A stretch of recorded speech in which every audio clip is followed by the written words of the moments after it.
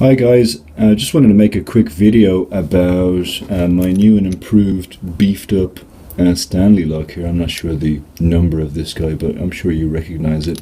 Inspired by Pete Restall, I have taken one of these MulTlock interactive cores and inserted it into a lock to improve it.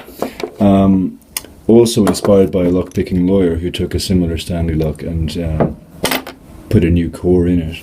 But I've had to overcome some obstacles in doing this, and I'm going to just tell you what modifications are necessary.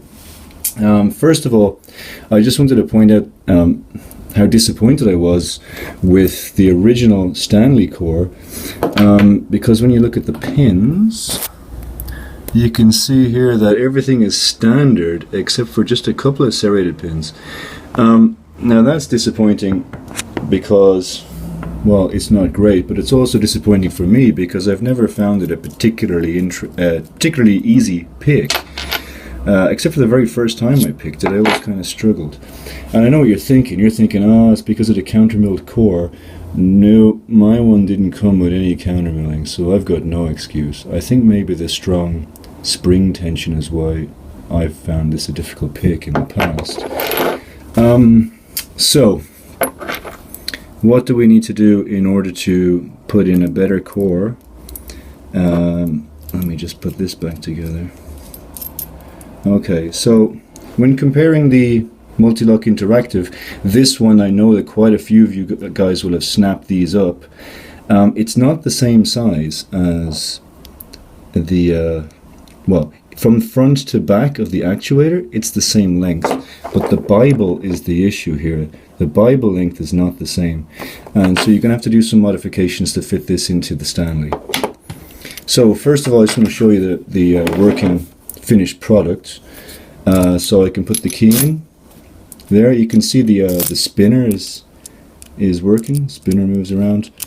Get that bad boy in there. Now first thing you'll notice is that I got to turn it through 90 degrees and then an additional 45 degrees. Now I've taken the spring out of this so that the shackle doesn't fly across the room, because I've also taken out the pin that holds the shackle in.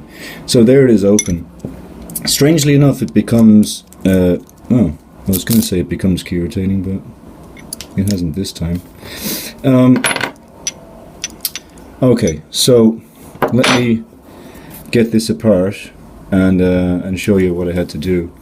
Well, the first problem you'll notice is that these guys, they only turn 90 degrees. They don't turn the extra 45 degrees you need for the actuator that's on this to work in that lock. And how you can overcome that is just that little nub there, you see? You just got to grind a little bit of that off. It's quite a hard metal, so use your Dremel. Don't grind off the whole thing, just enough so that it's symmetrical on both sides of this little piece here, and that'll work. So I'll show you that when I disassemble the lock. So I got to take a little guy here, get in there. I don't really have wrenches that are long enough for this. Again, okay, so I got to put that in there and then grab a pliers. I'm not really doing this very well with the camera. Lefty-loosey. There we go, that should do it.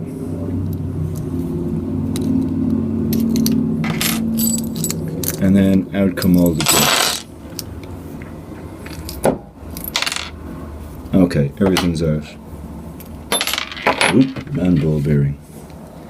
Stay there. Okay, so if I take an unmodified core and drop it in there, you can see it sticks out too far. Okay, now you might think, why don't I just grind off that bit there at the front? Well, the actuator here isn't actually reaching what it needs to reach inside the lock, so that's not really a good solution. Also, that bit at the front actually helps to guide the key into the lock and also prevents the interactive element, let's see if I can get this on camera, which hangs down there, it shoves it in there, it lifts it up. For some reason on these locks it doesn't have the thing on the other side, but you can see there that this way around it might get stuck. Okay, so these are really designed to be used in this orientation. Okay, so in order to make the Bible fit, you just got to saw off a little bit at the back. I used a mini hacksaw blade that you can see. I didn't get it very straight. And you got to go reasonably close to the last chamber, so be careful. So about that much off the back, 2 cuts, one down and one in the side. Having already ground off the little nub at the back there, so that this lock can now rotate freely 360 degrees. It does that without any problems. And then you can just put it in there and then just reassemble it, and then you should have a lock that is beefy enough to be of some value, but not so pretty that you don't want to get it mucky. So I think all up it's a pretty decent lock once it's together.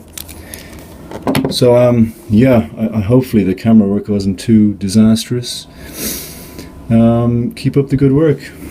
I've got to turn it in.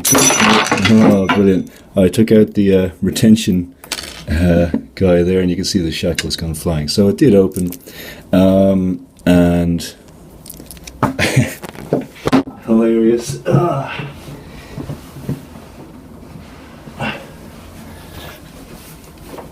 Take 2.